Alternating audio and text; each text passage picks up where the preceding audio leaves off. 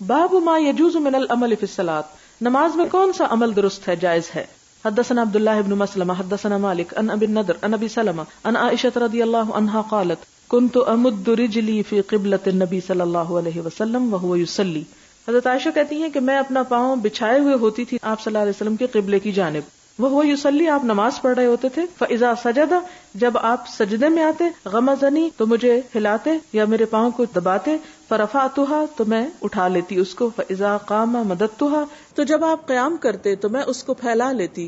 اس حدیث سے کیا بات پتہ چلتی ہے کہ مثلاً آپ نماز پڑھ رہے ہیں، قیام کرے ہوئے، اتنے میں آپ کو بچہ آ کے آگے سو جاتا ہے مثلاً، یا کوئی اور آ کے ایسی کوئی چیز ہے یا کوئی چیز آگے آڑے آ جاتی ہے، یا آپ مثلاً ایسے کمرے میں نماز پڑھ رہے ہیں، مثلاً گرمیوں کے دوپہر میں اور بچے لیٹے ہوئے ہیں نیچے، تو کسی کی ٹانگ آگے آ گئی ہے اور آپ سجدہ کرنا چاہتے ہیں تو آپ ٹانگ کو ہلا کے پرے کر سکتے ہیں، یعنی اس کی اجازت ہے، اس سے نماز میں خلل نہیں آتا. حدثنا محمود حدثنا شبابہ حدثنا شعبہ عن محمد بن زیاد عن ابی ہریرہ رضی اللہ عنہ عن النبی صلی اللہ علیہ وسلم انہ صلی صلاۃ، کہ نبی صلی اللہ علیہ وسلم نے ایک نماز پڑھی. فقال، تو فرمایا، ان الشیطان عرض لی، کہ شیطان میرے سامنے آیا. فشد علی، تو مجھ پہ شدت کی، زور لگایا. لیقطع الصلاۃ علی، تاکہ میری نماز کو توڑ دے، یعنی میری نماز کو خراب کرنے کے لیے. فامکننی اللہ منہ، تو اللہ نے مجھے اس پر قابو دیا. فضعتہ، تو میں نے اس کا گلا گھونٹ دیا. وَلَقَدْ هَمَمْتُ أَنْ أُوثِقَهُ إِلَى سَارِيَةٍ، اور میں نے ارادہ کیا تھا کہ میں اس کو ستون کے ساتھ باندھ دوں. حَتَّى تُصْبِحُوا، یہاں تک کہ تم صبح کرو. فَتَنْظُرُوا إِلَيْهِ، پھر اس کو دیکھو. فَذَكَرْتُ قَوْلَ سُلَيْمَانَ علیہ السلام، تو مجھے حضرت سلیمان کی بات یاد آ گئی. رَبِّ هَبْ لِي مُلْكًا لَا يَنبَغِي لِأَحَدٍ مِّن بَعْدِي، اے اللہ مجھے ایسی حکومت عطا کر کہ جو میرے بعد کسی اور کے لیے جائز نہ ہو یا روا نہ ہو یا سزاوار نہ ہو. فَرَدَّهُ اللَّهُ خَاسِئًا، تو اللہ نے اس کو ذلیل کر کے دور کر دیا. ثم قال النضر بن شمیل، نضر بن شمیل کہتے ہیں، فَزَعَدْتُهُ بِالذَّالِ، یہ زَعَدْتُهُ زال کے ساتھ ہے، ای خنقتہ، کہ میں نے اس کا گلا گھونٹ دیا.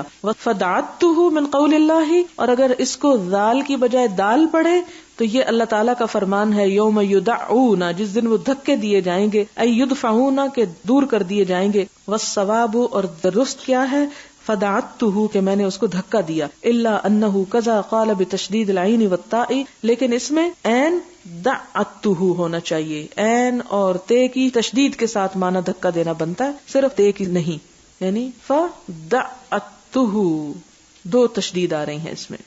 اس سے آپ دیکھیں کہ ایک زال سے معنی کہاں سے کہاں پہنچ گیا. زعتہ گلا گھونٹنا اور دعتہ دھکا دینا. اب آپ دیکھیں کہ اس سے مراد کیا ہے، یہ بات اس میں کیوں لائے ہیں. اس سے مراد یہ ہے کہ اگر انسان نماز میں کسی دشمن کو دھکا دے دے تو اس سے نماز نہیں ٹوٹتی. مثلا آپ نماز پڑھے، کوئی شخص آیا آپ کو مارنے کے لیے مثال کے طور پہ، اور آپ اس کے مارنے سے پہلے ہی ایک مکہ مار کے گرا دیتے ہیں، تو ایسا کرنے کی آپ کو اجازت ہے. کس طرح؟ نبی صلی اللہ علیہ وسلم کی نماز میں ایک جن یا شیطان جو تھا وہ نماز خراب کرنے کے لیے آیا، تو آپ نے اس کو اسی طرح کیا، اور آپ نے یہ بھی ارادہ کیا کہ میں اس کو باندھ دوں. تو اس سے کیا پتہ چلتا ہے کہ نماز کی حالت میں اگر چھوٹا موٹا ایسا کام بھی کرنا پڑے ضرورت کے تحت تو آپ کر سکتے ہیں.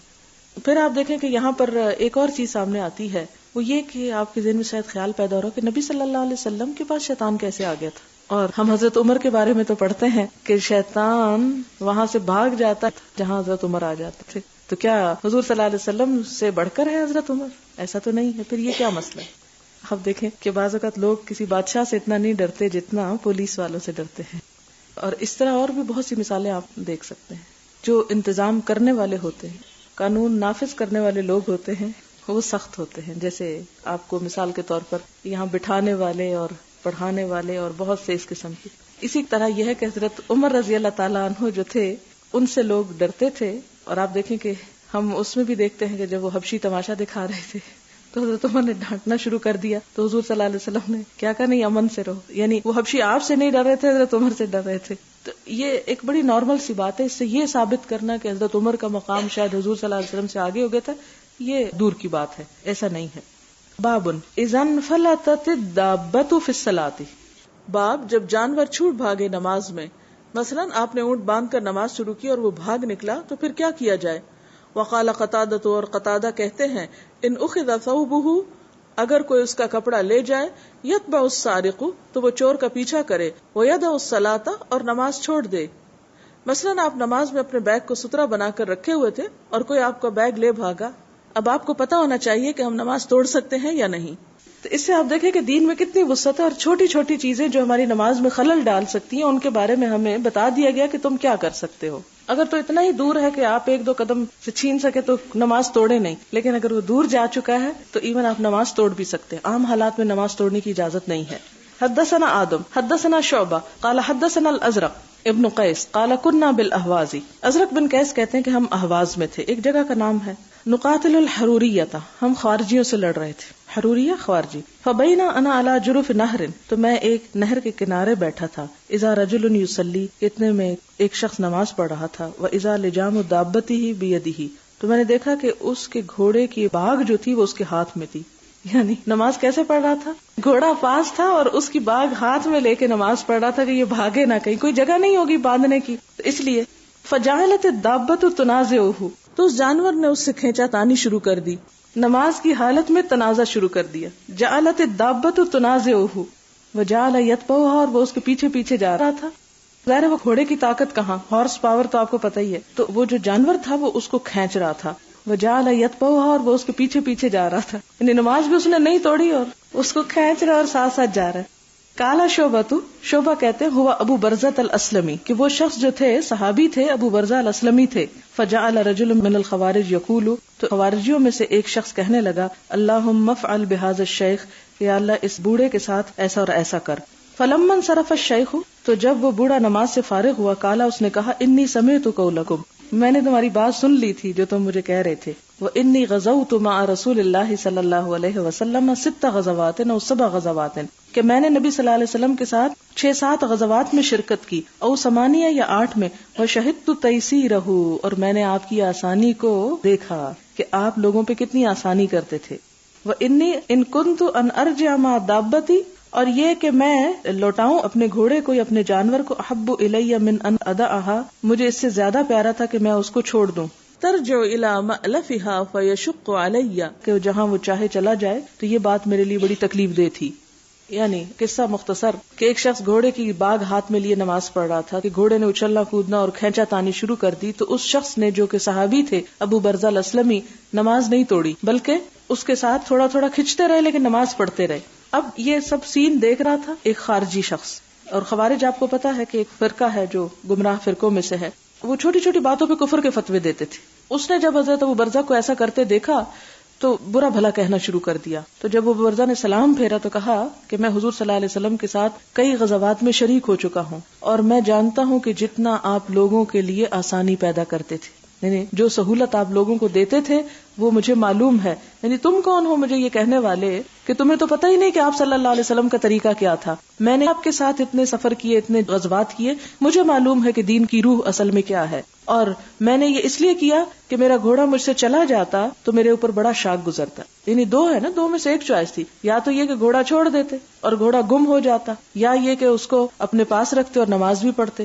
اسی سے پھر فقہا نے بڑی بحثیں کی اور کہا کہ اگر مثال کے طور پر کسی کی ہڈیاں جل رہی ہو تو نماز توڑ کے چولہا بند کر سکتے ہیں. اس میں پھر انہوں نے مقدار بھی قائم کی کہ اتنے روپے کا نقصان ہو یا اتنی مالیت کا نقصان ہو تو نماز توڑی جا سکتی ہے. تو ایسی صورت میں اگر ایک آدھ قدم آگے پیچھے چل کے انسان کوئی چیز سوئچ آف آن بھی کر دیتا ہے تو نماز میں اس سے خلل نہیں آئے گا. اصل میں یہ روایت یہاں پر اس لیے لائی گئی ہے.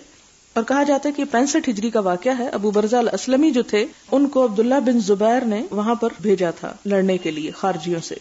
اس سے کیا پتہ چلتا ہے کہ دین صرف ریچولز کا نام نہیں، دین کی اپنی ایک روح ہے، اور اس روح کو اگر انسان پالے تو چھوٹی چھوٹی چیزوں پہ سختی نہیں کرنی چاہیے. مراد یہ ہے.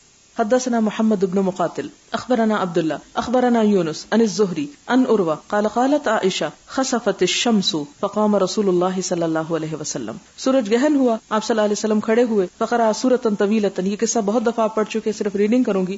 فقرأ سورۃ طویلۃ ثم رکع فاطال ثم رفع رأسه ثم استفتح بسورۃ اخرى ثم رکع حتى قضاها وسجد ثم فعل ذلك في الثانية ثم قال إنهما آيتان من آيات الله فإذا رأيتم ذلك فصلوا حتى يفرج عنكم لقد رأيت في مقامي هذا كل شيء وعدته حتى لقد رأيت أريد أن آخذ قطفا، یہ نیا لفظ ہے قطفا، پیچھے کیا گزر چکا ہے، انقودا من الجنة حين رأيتموني جعلت أتقدم ولقد رأيت جهنم يحتم بعضها بعضا، پیچھے کیا ہے، يأكل بعضها بعض. حين رأيتموني تأخرت ورأيت فيها عمرو بن لحي وهو الذي سيب السوائب. یہاں یہ نئی بات ہے. اور میں نے دیکھا عمر بن لحی کو کہ وہ کیا کر رہا تھا، اس کو دوزخ میں دیکھا جس نے سب سے پہلے عرب میں سانڈ کی رسم نکالی. سانڈ کی رسم کیا ہے کہ بڑے جانوروں کو چھوڑ دیتے تھے بتوں کے نام پر. تو عمر بن لحی سے ہی عربوں کے اندر شرک آیا اور اسی نے شرک کے بہت سے طریقے ایجاد کیے. لہٰذا آپ صلی اللہ علیہ وسلم کو جب آگ دکھائی گئی تو اس میں عمر بن لحی کو بھی دکھایا گیا. اس حدیث میں سے ہمیں کیا پتہ چلتا ہے کہ آپ صلی اللہ علیہ وسلم نے نماز کی حالت میں چند قدم پیچھے کو کیے، جس میں پیچھے لفظ آیا تکاکعتو. تکاکا کا مطلب ہے چند قدم پیچھے کو ہٹے. یعنی کیوں ہٹے تھے؟ جہنم کی آگ دیکھ کر، جس میں آپ صلی اللہ علیہ وسلم فرماتے ہیں کہ اس کی تپش جو تھی وہ بہت شدید تھی. اس حدیث کا یہاں پر اتنا اینڈ ہو جاتا ہے، مختصراً یہ آئی ہے یہاں، جبکہ ہم دیکھتے ہیں کہ حضرت اسماء اس نماز میں شریک تھی اور وہ بھی کیا کر رہی تھی، نماز کی حالت میں بے ہوش ہونے لگی تو پانی لے کے اپنے سر پہ ڈال لیا انہوں نے.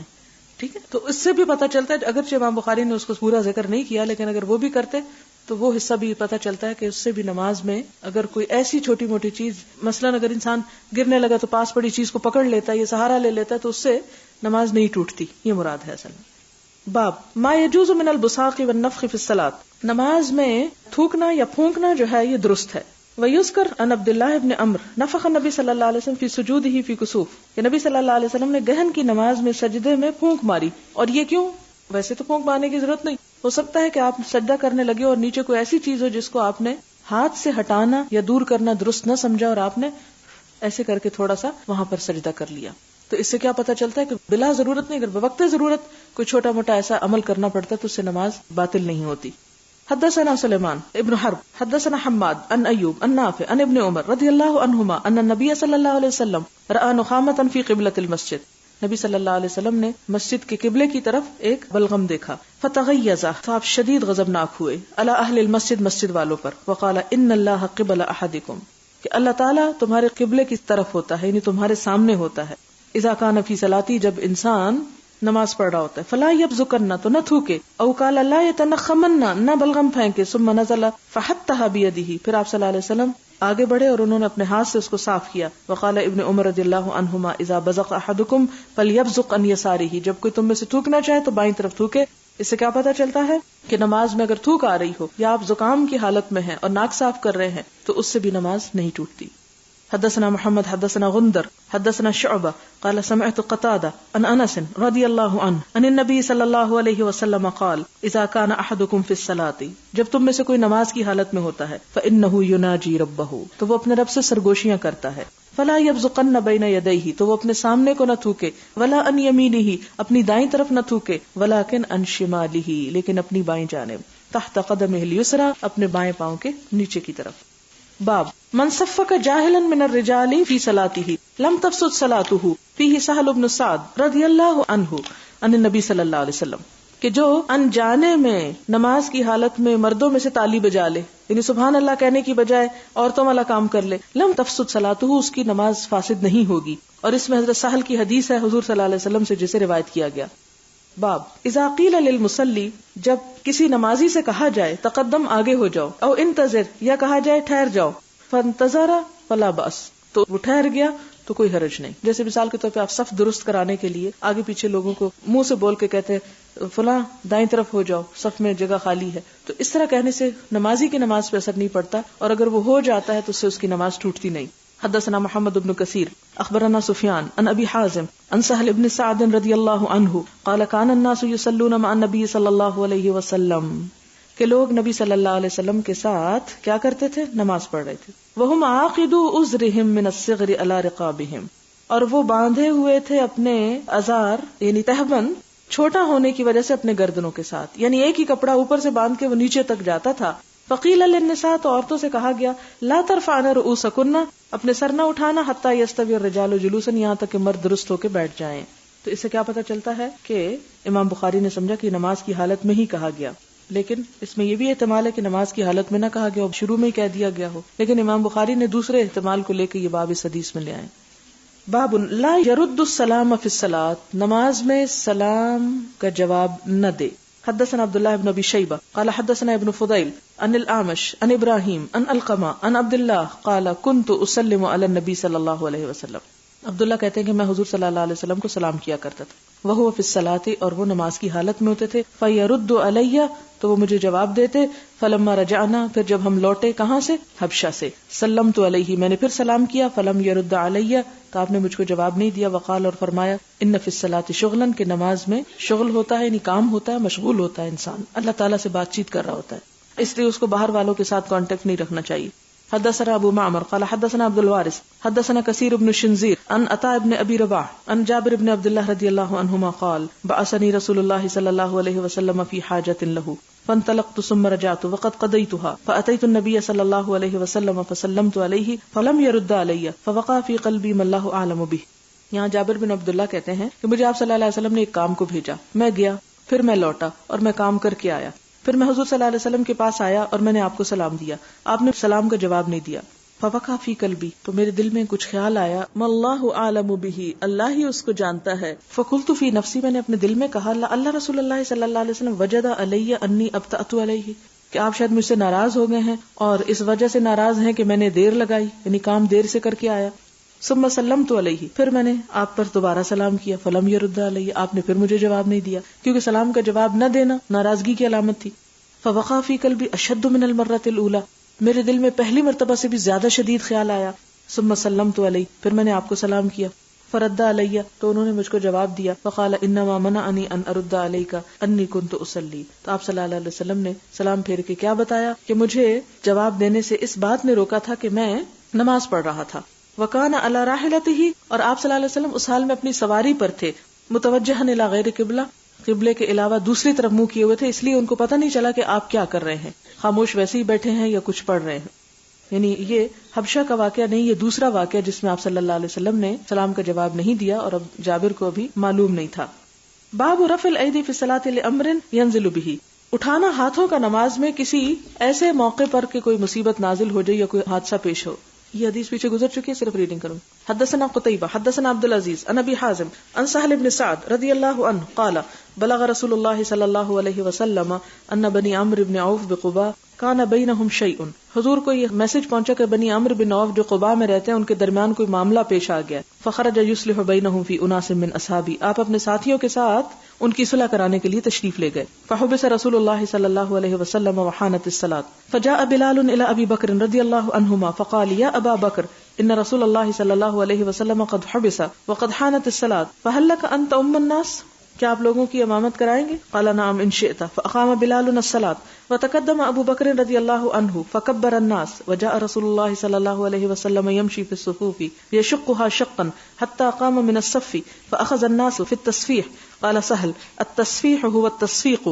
قال وكان ابو بکر رضی اللہ عنہ لا يلتفت في صلاته فلما اكثر الناس التفت فاذا رسول الله صلی اللہ علیہ وسلم فاشار اليه يأمره ان يصلي فرفع ابو بکر رضی اللہ عنہ يديه فحمد الله ثم رجع القهقرة وراءه حتى قام في الصف وتقدم رسول الله صلی اللہ علیہ وسلم وصلى للناس فلما فرغ اقبل على الناس فقال يا ايها الناس، آپ صلی اللہ علیہ وسلم نے فرمایا اے لوگو، ما لکم، کیا ہے تم کو، حین نابکم شیء فی الصلاۃ، جب نماز میں کوئی چیز تم کو پیش آ جائے، اخذتم بالتصفیح، تو تم نے تالیاں بجانا شروع کر دی. انما التصفیح للنساء، تالیاں تو عورتوں کے لیے ہیں. من نابہ شیء فی صلاتہ، جس کو نماز میں کوئی مشکل پیش آئے، فلیقل سبحان اللہ، تو اسے چاہیے کہ سبحان اللہ کہے. ثم التفت الی ابی بکر رضی اللہ عنہ فقال یا ابا بکر ما منعک ان تصلی حیث اشرت الیک؟ قال ابو بکر ما کان ینبغی لابن ابی قحافۃ ان یصلی بین یدی رسول اللہ صلی اللہ علیہ وسلم.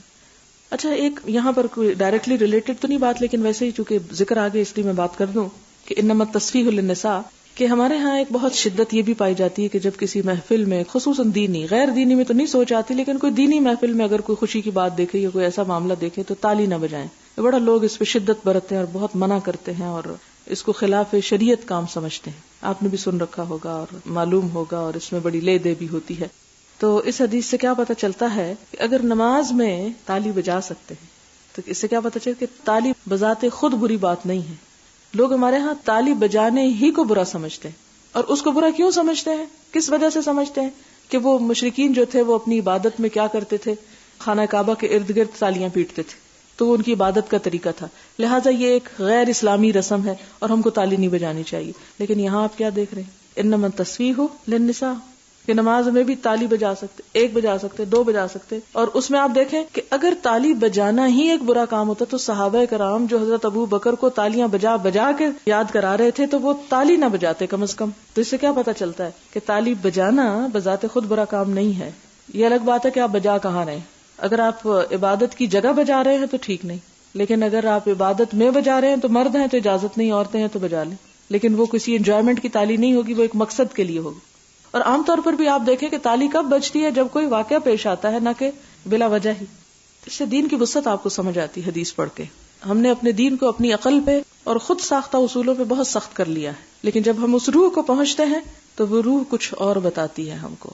اس میں یہ چھوٹی چھوٹی چیزیں جن کو ہم نے یہ بھی دین سے باہر، یہ بھی دین سے باہر، ہر چیز، اس سے زندگی بڑی مشکل کر لی ہم نے اپنے لیے. تو جس جس چیز کی اجازت ہے وہاں تک چلے جانا چاہیے اور بلا وجہ اپنی زندگی کو مشقت آمیز نہیں بنا لینا چاہیے. باب الخصر فی الصلاۃ. خصر کہتے ہیں کمر پہ ہاتھ رکھنا، یعنی اس طرح کر کے نماز نہیں ہو سکتی جیسے پی ٹی میں یا کسی ڈرل وغیرہ میں. حدثنا ابو النعمان حدثنا حماد عن ایوب عن محمد عن ابی ہریرہ رضی اللہ عنہ قال نہی عن الخصر فی الصلاۃ. حضرت ابو ہریرہ کیا کہتے ہیں کہ منع کیا گیا نماز میں کمر پہ ہاتھ رکھنا. وقال ہشام و ابو ہلال عن ابن سیرین عن ابی ہریرہ عن النبی صلی اللہ علیہ وسلم. حدثنا عمرو بن علی حدثنا یحیی حدثنا ہشام حدثنا محمد عن ابی ہریرہ رضی اللہ عنہ قال نہی ان یصلی الرجل مختصرا. منع کیا گیا کہ انسان نماز پڑھے مختصر ہو کر، یعنی کمر پہ ہاتھ رکھ کر. یہ مختصر کا لفظ ہم کسی اور معنی میں بولتے ہیں، عربی کا ہی لفظ، لیکن یہاں ہاتھ رکھنے کا. کہتے ہیں یہود ایسا کیا کرتے تھے اس لیے مسلمانوں کو روک دیا گیا، یعنی نماز کے وقت باادب ہو کے ہاتھ باندھے، یہاں ہاتھ نہ رکھے. ویسے آپ سوچیں اگر یوں کہا جاتا تو نماز نہ لگتی، کھیل لگتا. باب تفکر الرجل الشیء فی الصلاۃ. نماز میں کسی شخص کا کچھ سوچنا، یہ بڑی اہم حدیث ہے. وقال عمر رضی اللہ عنہ، اور حضرت عمر رضی اللہ تعالیٰ عنہ کہتے انی لاجہز جیشی وانا فی الصلاۃ. میں نماز میں اپنا لشکر تیار کر لیتا ہوں یا اس کو ترتیب دے دیتا ہوں. یعنی انسان نماز میں کھڑا ہوا ہے اور سوچ رہا ہے تو اس سے کیا نماز ٹوٹ جائے گی؟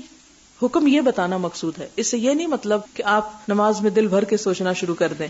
مراد یہ کہ اگر انسان ہے نا بھول جاتے ہیں، آپ 100 دفعہ کوشش کرتے پھر بھول جاتے، پھر آپ کچھ اور یاد کرنے لگتے، حتیٰ کہ وہ شیطان ہر وہ بات یاد کرا دیتا ہے جو آپ کو ہمیشہ بھولی ہوئی ہوتی. تو حضرت عمر رضی اللہ تعالیٰ عنہ منافق تھوڑی تھے کہ یہ کسی کو بتاتے نہ اور چاہے دل میں جو مرضی کرتے رہتے. وہ لوگ اپنے جذبات، احساسات، خیالات جو اندر تھا وہی باہر تھے، کھول کھول کے بتا دیتے تھے جی میں اندر یہ سوچ رہا تھا. اب دیکھتے ہیں کیا ہوتا ہے. حدثنا اسحاق بن منصور حدثنا روح حدثنا عمر هو ابن سعید قال اخبرني ابن ابي مليكة عن عقبة بن الحارث رضی اللہ عنہ قال صلیت مع النبی صلی اللہ علیہ وسلم العصر. عقبہ بن حارث کہتے ہیں کہ میں نے نبی صلی اللہ علیہ وسلم کے ساتھ عصر کی نماز پڑھی. فلما سلم قام سریعا، آپ نے سلام پھیرا اور جلدی سے کھڑے ہوئے. دخل على بعض نسائی، اپنی کسی بیوی کے پاس گئے. ثم خرج، پھر نکلے. ورأى ما في وجوه القوم، اور دیکھا جو لوگوں کے چہروں پہ تھا، یعنی من تعجبہم، ان کے تعجب میں سے، لسراتی، آپ کی جلدی کی وجہ سے کہ آپ ہمیشہ ذرا ٹھہر کے اٹھتے تھے لیکن آپ فوراً جو اٹھ کے گئے تو لوگ بڑے حیران تھے کہ آپ جلدی کیوں چلے گئے، یعنی خلاف واقع بات تھی. فقال، تو آپ نے ان کا تعجب چہروں پہ پڑھ کے فرمایا ذکرت وانا فی الصلاۃ، مجھے یاد آ گیا تھا اور میں نماز میں تھا. اس سے کیا پتا چلتا کہ یہ یاد آنا آپ صلی اللہ علیہ وسلم کی نماز میں بھی ہو جاتا تھا. تبرن، کیا یاد آ گیا مجھ کو، ایک سونے کی ڈلی، اندنا، جو ہمارے پاس تھی. فکرہت ان یمسی او یبیت اندنا، تو مجھے ناپسند ہوا کہ یہ ڈلی ہمارے پاس شام گزارے یا رات گزارے. فامرت بقسمتہ، تو میں نے اس کو تقسیم کرنے کا حکم دے دیا. اس سے کیا پتا چلتا ہے کہ نماز میں اگر کسی کو کوئی نیکی کا کام یاد آ جائے اور اس کے بعد وہ کر لے تو نمبر 1 یہ ہے کہ وہ نیکی کا خیال آنا برا نہیں ہے، کیونکہ نماز اللہ سے سرگوشی ہے. اور اگر اللہ تعالیٰ کے دین ہی کی کوئی بات اس میں انسان سوچ رہا ہے تو اس سے نماز میں خلل نہیں آتا. جیسے حضرت عمر جو تھے وہ جہاد فی سبیل اللہ کے لیے اگر اس میں کھڑے ہو کے ایسا کر رہے ہیں تو اس سے نماز فاسد نہیں ہوتی. پھر اسی طرح ایک اور روایت میں آتا ہے کہ ایک دفعہ حضرت عمر نے نماز پڑھائی اور اس میں قرات نہ کی، یعنی جہری نماز تھی اور چپ کر کے ساری نماز پڑھتے رہے کیونکہ سوچ کچھ اور رہے تھے. تو جب سلام پھیرا تو ان کو پوچھا گیا کہ یہ آپ نے کیا کیا ہے، تو انہوں نے کہا وہ نماز میں نے ایک قافلہ روانہ کیا تھا شام کو، تو اس کے بارے میں سوچ رہا تھا. کہتے کہ مغرب کی نماز تھی. اور لوگوں کے احساس دلانے پر انہوں نے اس نماز کا اعادہ کیا. حدثنا يحيى بن بكير قال حدثنا الليث عن جعفر عن الأعرج قال قال ابو هريرة رضي الله عنه قال رسول الله صلى الله عليه وسلم اذا اذن بالصلاة ادبر الشيطان له درات. یہ حدیث پیچھے گزر چکی ہے. حتى لا يسمع التأذين فإذا سكت المؤذن أقبل فإذا صوب أدبر فإذا سكت أقبل فلا يزال بالمرء يقول له اذكر ما لم يكن يذكر. کہ انسان کو وہ باتیں یاد کراتا ہے کہ شیطان جو اسے یاد نہیں ہوتی. حتی لا یدری کم صلی، یہاں تک کہ انسان کو یہ بھی یاد نہیں رہتا اس نے کتنی رکعتیں پڑھی. قال ابو سلمہ ابن عبد الرحمن اذا فعل احدكم ذلك فليسجد سجدتين وهو قاعد، کہ اگر تم میں سے کسی شخص کے ساتھ ایسا ہو جائے کہ اسے نہ یاد رہے کہ کتنی رکعتیں پڑھی ہیں تو وہ 2 سجدے کر لے. وسمع ابو سلمہ من ابی ہریرہ رضی اللہ عنہ، ابو سلمہ نے یہ حدیث حضرت ابو ہریرہ سے سنی ہے. یعنی اگر نماز بھول جائے انسان تو مثلاً اسے 4 پڑھنی تھی اور اس کو شک ہے کہ شاید 3 ہو، تو 4 اگر پڑھ بھی چکا ہو تو 3 ہی اس کو سمجھے اور ایک اور پڑھ کے سجدہ سہو کر لے. حدثنا محمد بن المثنى حدثنا عثمان بن عمر قال اخبرني ابن ابي ذئب عن سعيد المقبري قال قال ابو هريره رضي الله عنه يقول الناس اكثر ابو هريره فلقيت رجلا فقلت بما قرأ رسول الله صلى الله عليه وسلم البارحة في الأتمة فقال لا ادري فقلت لم تشهدها قال بلى قلت لكن انا ادري قرأ سورة كذا وكذا. اس سے کیا پتہ چلتا ہے کہ لوگ جب حضرت ابو ہریرہ کے بارے میں بہت باتیں کرنے لگے کہ یہ بہت حدیثیں بیان کرتے ہیں، تو وہ کہتے ہیں کہ میں نے ایک شخص سے پوچھا کہ یہ بتاؤ کہ آپ صلی اللہ علیہ وسلم نے کل رات نماز میں کیا پڑھایا تھا، تو اس نے کہا مجھے نہیں پتا. فقلت لم تشهد، تو ابو ہریرہ کہتے ہیں میں نے اس سے کہا کہ تم موجود نہیں تھے؟ قال بلا، وہ کہتے ہیں ہاں موجود تو تھا. قلت لیکن انا ادری، کہتے ہیں لیکن مجھے پتا ہے آپ نے فلاں اور فلاں سورت پڑھائی تھی. اس سے وہ اپنے اوپر سے ایک الزام دھونا چاہتے تھے کہ تمہیں یاد نہیں رہتا، میرا حافظہ تم سے اچھا ہے، مجھے یاد رہتا ہے. اس لیے جب میں کوئی بات حضور صلی اللہ علیہ وسلم سے منسوب کر کے کہتا ہوں تو اس پہ مجھے برا بھلا مت کہو. سبحانک اللہم و بحمدک نشہد ان لا الہ الا انت نستغفرک و نتوب الیک.